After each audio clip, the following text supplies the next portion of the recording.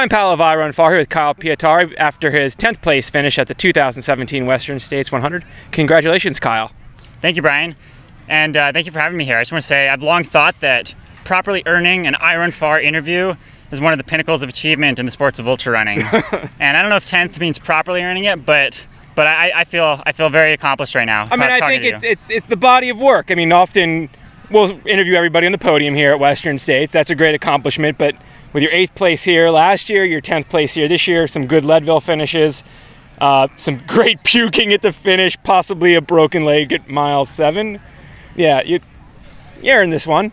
So, yeah, you were 10th here after at least severely spraining your ankle. Maybe you'll find out later today if you broke your leg. What was that like? Well, usually ultras for me are fun. Yeah. Yesterday was not fun. No. There was no fun for me at all, because even before I heard it, it was just pretty miserable going through the high country in the snow. And then it was just before the 7-mile mark. I remember I looked at my watch, it said 6.9 something when I stepped on a rock in a stream surrounded by snow, and I made this sickening groan sound that I didn't even know I could make a noise like that. I yelled it out really loudly, and I thought that might be my race right there. Yeah. And it swelled up like a balloon within minutes, and I just kept going. I mean, how was the rest of your race? I mean, where were you sort of position-wise and mentally and all that when you turned your ankle? I was doing well. Yeah. I was running with Ian Sharman and Mike Wardian, and part of the reason why I had the confidence to keep going is because first I read Scott Jurick's book, Eat and Run, where he talks about how he really messed up his ankle and then went on to win Western States one year. So if I hadn't read that, I probably would have dropped at the very first aid station. And then I was also with Mike and Ian, two of the most prolific racers in the sport. So I asked them if they've ever run on a messed up ankle, and both of them have had successful races with something maybe comparable to this. So I said, well, that's the only 3 data points I have to go off of. So I'm just going to give it a try and see how things go. Now, what were you most worried about? Like, were you worried about, like, you know, permanently injuring yourself, or like that you might, if you had to stop somewhere, that you wouldn't be able to move again? Like, was it just pain? What was going on? Yeah, it was kind of all of the above. But also, I had pacers come out from the other side of the country. I had my mother-in-law fly out here, and I had National Geographic here filming me for television. And I didn't want to drop when they had this huge investment in getting good footage from the race. So there was a lot of pressure on me, and I was fitter than I've ever been before. Yeah. Dropping didn't seem like an option. Now, how do you, I mean, to really race and compete at Western States, I imagine it takes a bunch of mental energy, but there's also a lot of mental energy to just keep moving forward if you really damage your leg. Did one just win out over the other? Or how do you keep pushing in that sort of scenario? Yeah, I think it was just kind of don't think about it. But literally from mile 7 all the way to the finish, there was not a single step that wasn't painful. It hurt every single step, every single second of the race. And it threw off my gait, and I kept falling because my gait was awkward, so I got cut up. I'm lucky that didn't go worse than it did. And I had ups and downs where the pain would ebb and flow, but it was always there. And did you, I mean, aside from like the initial assessment of your injury, was there any point later in the race where you thought, no, I might not make it, I'm not going to make it? I had another ankle roll at mile 16 because my gait was off, and that one I again made this really sickening moan, groan sound, and I had to sit down for a while, thinking I might have done even more damage. I don't actually know which roll did more damage, but they were both incredibly painful. And so, walk us through your race after that. Like, how did things play out? Were you sort of working your way up still, or did you just have to like hold on to your position you were in, or what happened? So I got to Duncan Canyon Aid Station, and I was there for a while getting it taped up, which I don't think it really made any difference, but it was maybe a psychological edge to at least I tried to do something. And I just kept pushing forward, stopped when I needed to. I would go slower when the pain would be less tolerable. And then every time I get a rush of adrenaline based on how things were going competitively, the pain would subside and I could open up a little more. So maybe having that sort of competitive goal and competitive like focus helped you fight through that pain? Yeah. when I, if I passed somebody, then I would get this positive feedback and feel a little better, and then open up the stride a little bit more, and then eventually it would just start to hurt too bad, or maybe like my right quad started getting trashed because I was favoring my right leg. And when did you really start battling for that 10th position? Like, how long did that fight go on? Really, it kind of went on the whole race, just like it did last year. And it was in my mind the entire day. If I'm doing this, if I'm not going to drop out, then I want to get 10th. And I'm going to say luck played a huge role here. There were multiple things that had to happen in order for me to be able to get 10th. They were beyond my control. And they worked out. So maybe the brutal day all around helps you maintain M10.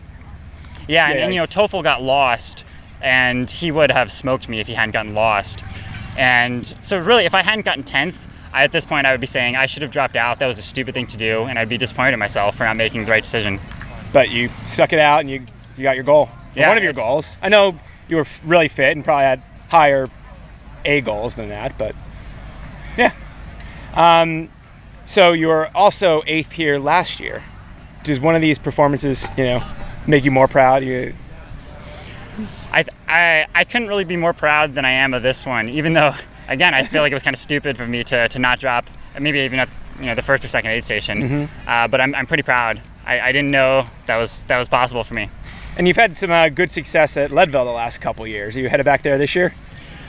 I'm not going to race again for a while. I'm registered for Run Rabbit Run. That's already off the calendar. Really? Yeah.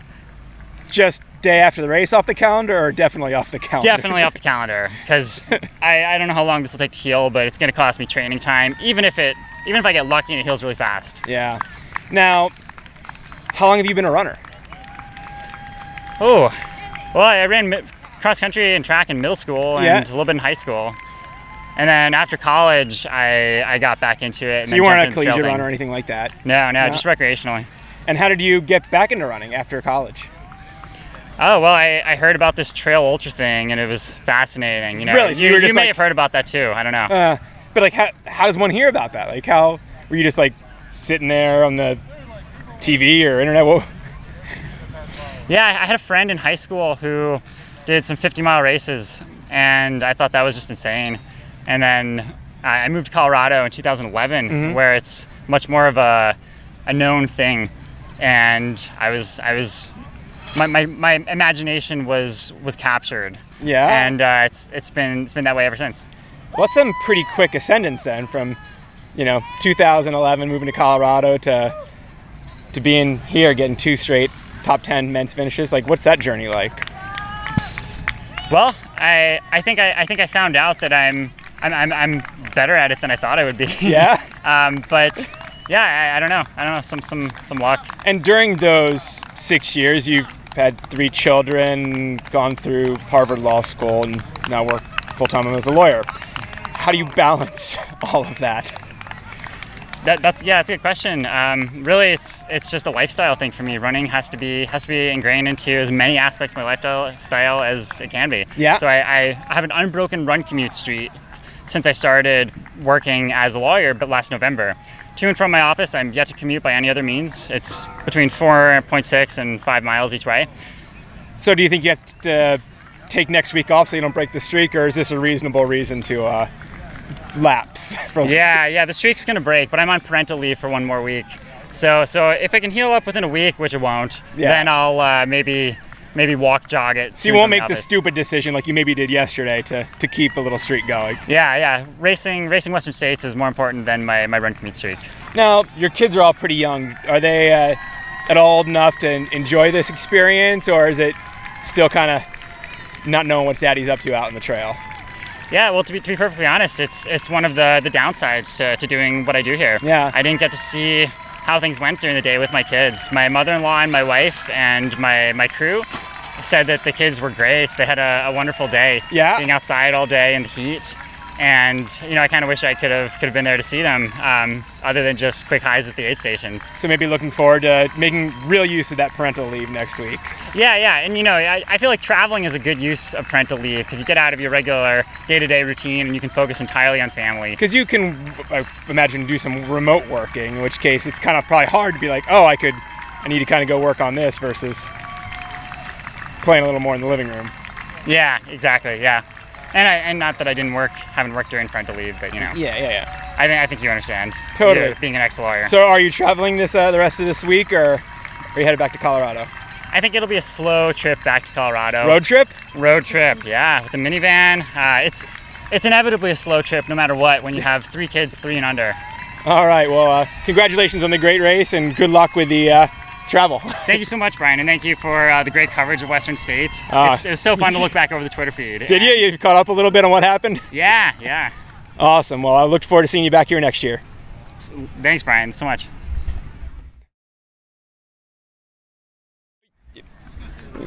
I forgot to ask a very important question. After both Western States finishes, and I don't know about your Leadvilles, I don't know, not so much a question. You're a puker, aren't you?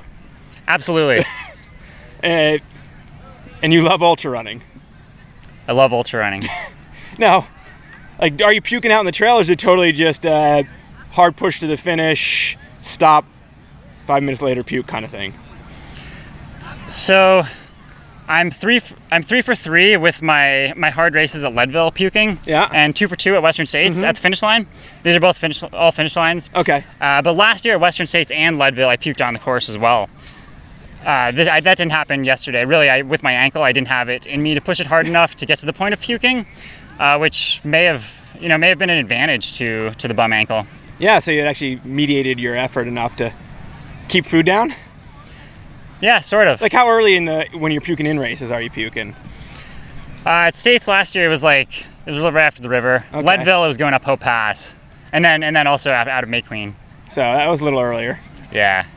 And then I assume not so good stomach-wise the rest of the race. No. Leadville was a mess last year. So when you finish and you're puking, but you have a big old smile, like, that was probably an okay day. Yeah. All right, Kyle, go get some rest.